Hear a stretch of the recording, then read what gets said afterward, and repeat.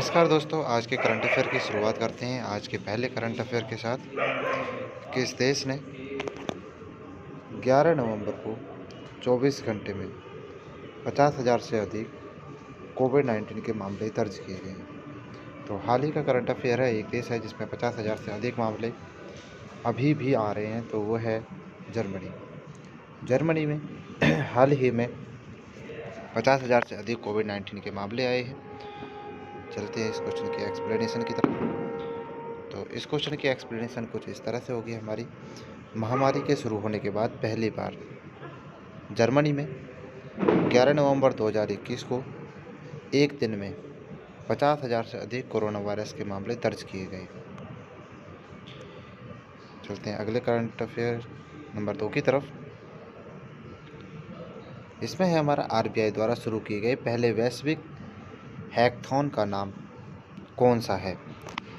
अभी आरबीआई ने एक वैश्विक हैकथॉन शुरू किया है, तो उसका नाम है, ऑप्शन नंबर सी हमारा सही जवाब हो जाएगा, हार्बिगर 2021। हार्बिगर 2021 नाम से आरबीआई ने एक वैश्विक हैकथॉन शुरू किया है। चलते हैं इसकी एक्सप्लेनेशन की तरफ। भारतीय रिजर्व बैंक ने पहला वैश्विक हैकथॉन हार्बिगर 2021 इनोवेशन फॉर ट्रांसफॉर्मेशन, इसका पूरा नाम है इनोवेशन फॉर ट्रांसफॉर्मेशन, लॉन्च किया है। तो ये आरबीआई द्वारा लॉन्च किया गया है। चलते हैं आज के अगले करंट अफेयर नंबर 3 की तरफ। इनमें से किसे अक्टूबर के लिए ICC player of the month से सम्मानित किया गया अक्टूबर माह के लिए। तो इसमें हमारा ऑप्शन नंबर डी हमारा बिल्कुल सही जवाब हो जाएगा, आसिफ अली, असद, लौरा डेलानी। इसमें आसिफ अली और असद लौरा डेलानी को चुना गया है। इसकी एक्सप्लेनेशन देखते हैं। तो इसकी एक्सप्लेनेशन में पाकिस्तान के खिलाड़ी हैं आसिफ अली, और आयरलैंड के लौरा डेलानी। इन दोनों खिलाड़ियों को अक्टूबर के लिए आईसीसी ने प्लेयर ऑफ द मंथ चुना है। जैसे प्लेयर ऑफ द ईयर होता है या प्लेयर ऑफ द मैच होता है, उसी तरह से आईसीसी ने प्लेयर ऑफ द मंथ यानी अक्टूबर मंथ का जो प्लेयर चुने हैं उनके नाम हैं। अब चलते हैं अगले करंट अफेयर नंबर 5 की तरफ। राष्ट्रीय शिक्षा दिवस किस तारीख को मनाया जाता है। तो राष्ट्रीय शिक्षा दिवस, आप इसका जवाब जान चुके होंगे, बिल्कुल 11 नवंबर को राष्ट्रीय शिक्षा दिवस मनाया जाता है, और टीचर डे हमारा 5 सितंबर को हो जाता है। अब चलते हैं एक्स की एक्सप्लेनेशन की तरफ। इसकी एक्सप्लेनेशन में है 2008 से मौलाना अबुल कलाम आज़ाद, ये आज़ादी के फाइटर थे, हमारे इंडियन फाइटर थे रहे। इनकी जयंती को चिन्हित करने के लिए 11 नवंबर को 2008 से अब प्रतिवर्ष राष्ट्रीय शिक्षा दिवस मनाया जाता है। इसी तरह से टीचर डे, चिल्ड्रन डे और इस तरह से दिवस मनाए जाते हैं। जैसे अभी हाल ही में चिल्ड्रन डे मनाया गया, चाचा नेहरू जी के जन्मदिन के दिवस में। अगला करंट अफेयर आता है हमारा नंबर 5। इसमें है अंतरिक्ष में चलने वाली पहली चीनी महिला, है ना, तो यानी कि अंतरिक्ष यात्री कौन बनी है। तो ऑप्शन नंबर सी हमारा सही जवाब हो जाएगा, वांग यापिंग चीनी महिला हैं जो अंतरिक्ष में चलने वाली पहली चीनी महिला बनी है। इस क्वेश्चन के एक्सप्लेनेशन की तरफ चलते हैं। बड़ी अच्छी एक्सप्लेनेशन दी गई है।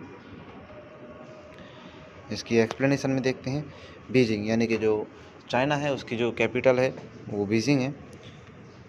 वांग यापिंग देश के अंतरिक्ष स्टेशन के लिए 6 महीने के मिशन के तहत स्पेस वॉक यानी और 6 महीने के लिए पर स्पेस वॉक करने वाली पहली चीनी महिला बनी है।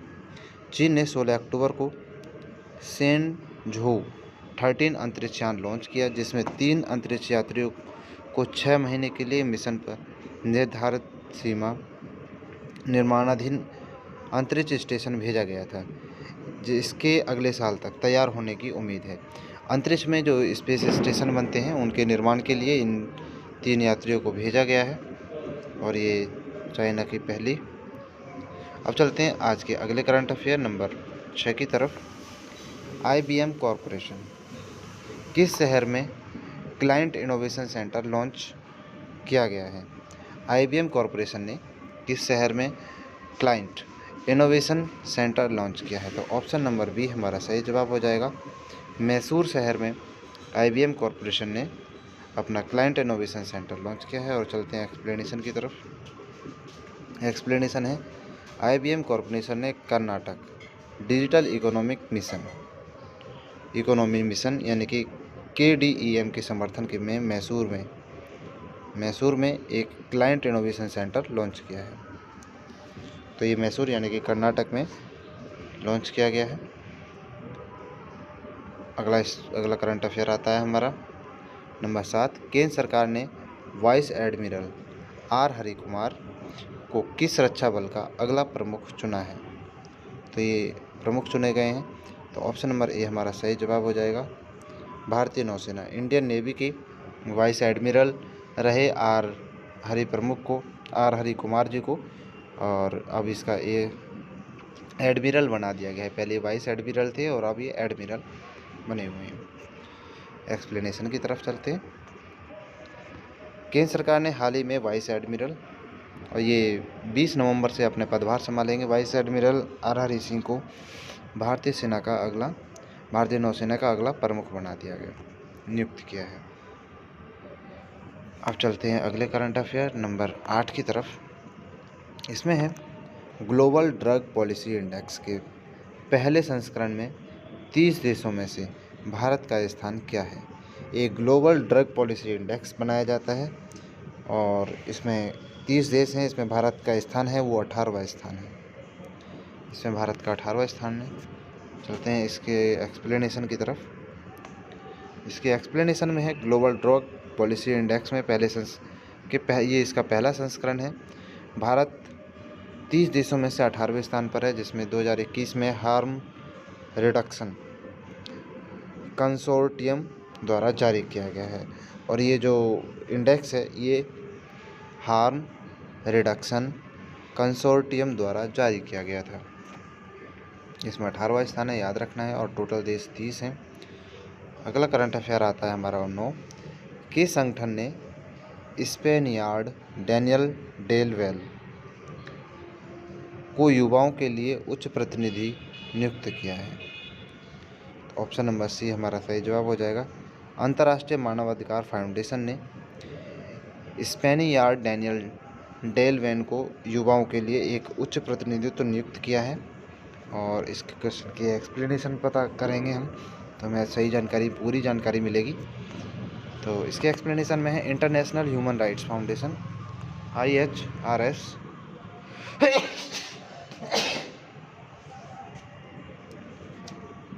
ने संयुक्त राष्ट्र के लिए युवा सशक्तिकरण और युवा भागीदारी के विषयगत क्षेत्र में उनकी उपलब्धियों के कारण स्नैपयार्ड डैनियल डेल वेल को युवाओं के उच्च प्रतिनिधि के रूप में नियुक्त किया है। अब चलते हैं आज के अगले करंट अफेयर नंबर 10 की तरफ।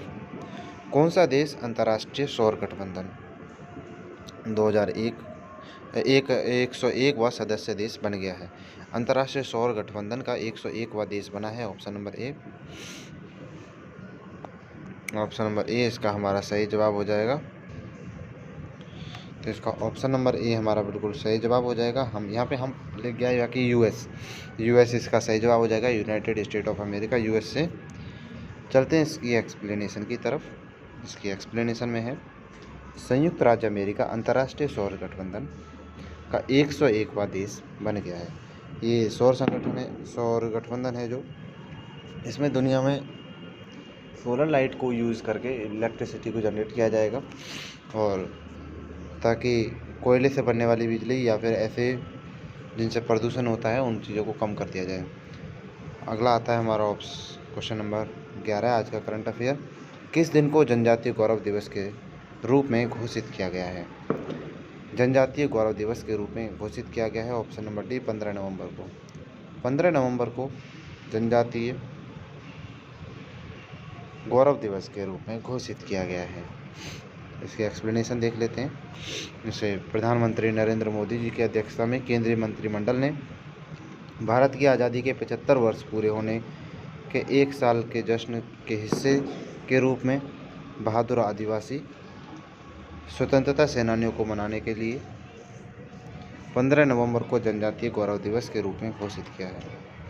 ये बहादुर जो आदिवासी हैं उनके स्वतंत्रता सेनानियों को याद करने मनाने के लिए 15 नवंबर को ये दिवस मनाया जाएगा। अब चलते हैं आज के अगले करंट अफेयर नंबर 12 की तरफ।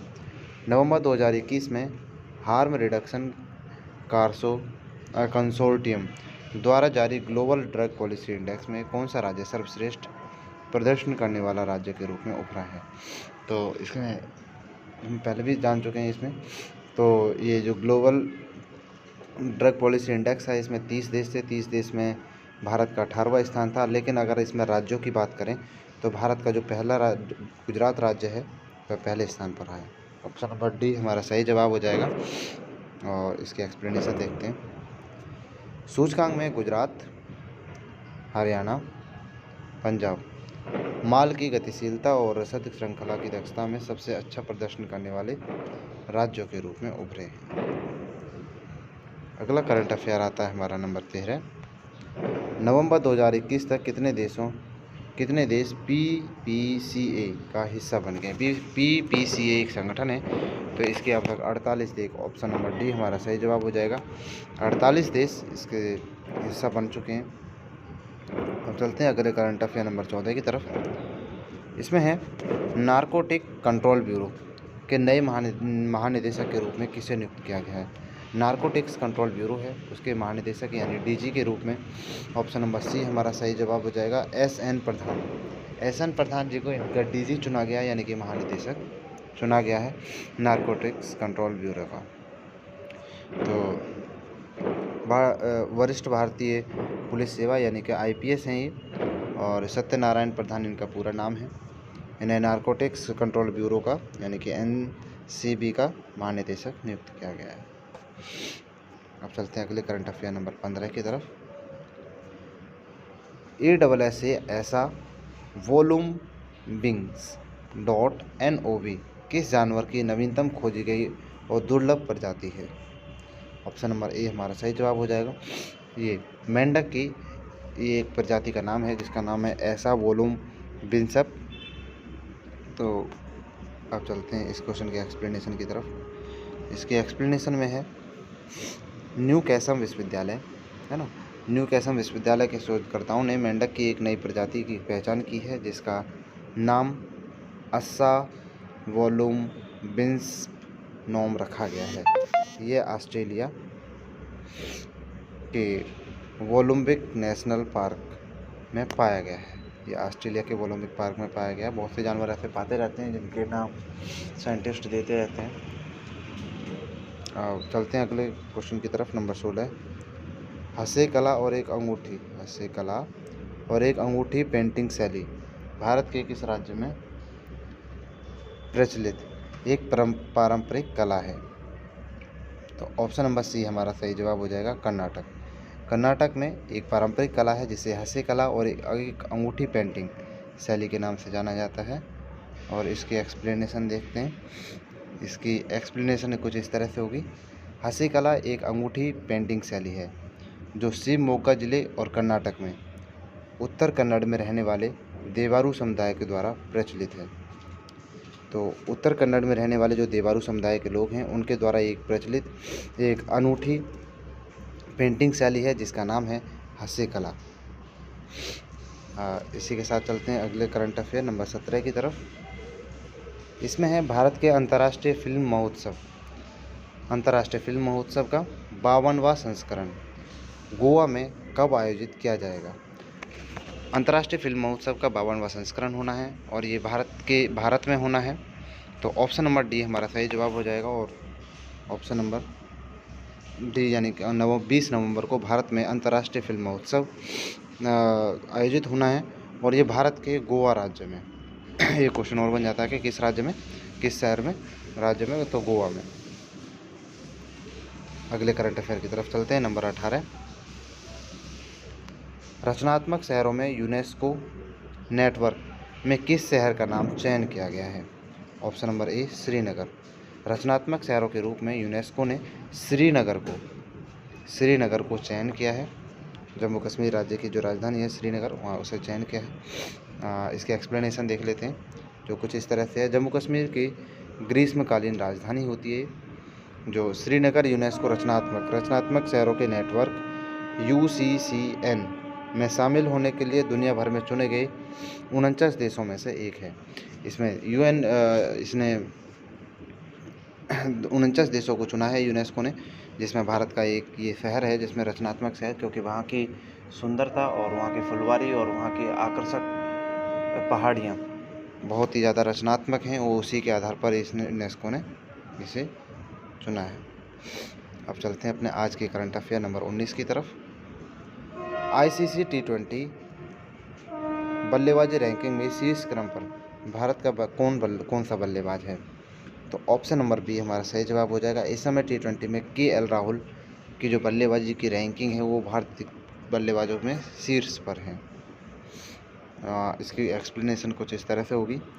भारतीय बल्लेबाज KL राहुल 10 नवंबर 2021 को जारी नवीनतम ICC पुरुषों की T20 बल्लेबाजी रैंकिंग में तीसरे पायदान के साथ ऊपर 5वें स्थान पर पहुंच गए हैं, जबकि कप्तान विराट कोहली चौथे स्थान से नीचे 8वें स्थान पर आ गए। तो भारत के पहले जो बने हैं वे KL राहुल यानी कि विराट कोहली से आगे निकल गए। विराट कोहली की रैंकिंग गिर गई है अभी इस समय। अब चलते हैं अगले करंट अफेयर नंबर 20 की तरफ।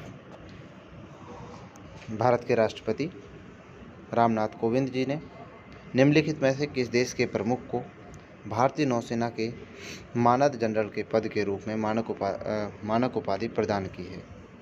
ऑप्शन नंबर बी हमारा सही जवाब हो जाएगा। नेपाल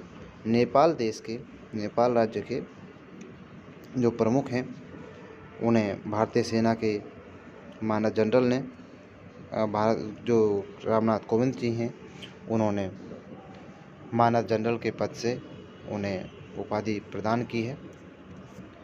इसी के साथ चलते हैं इस क्वेश्चन की एक्सप्लेनेशन की तरफ। ये हमारा लास्ट क्वेश्चन है। भारत सरकार ने हाल ही में नेपाल सेना के प्रमुख प्रभु राम शर्मा को भारतीय नौसेना के मानद जनरल पद की मानक उपाधि से सम्मानित किया है। तो ये होते हैं हमारे आज के सेलेक्टिव करंट अफेयर, जो किसी भी आने वाले एग्ज़ाम के लिए हेल्पफुल होंगे। जय हिंद, मिलते हैं कल इसी समय अगले करंट अफेयरों के साथ। ये डेली का कलेक्शन है करंट अफेयर का। जय हिंद दोस्तों।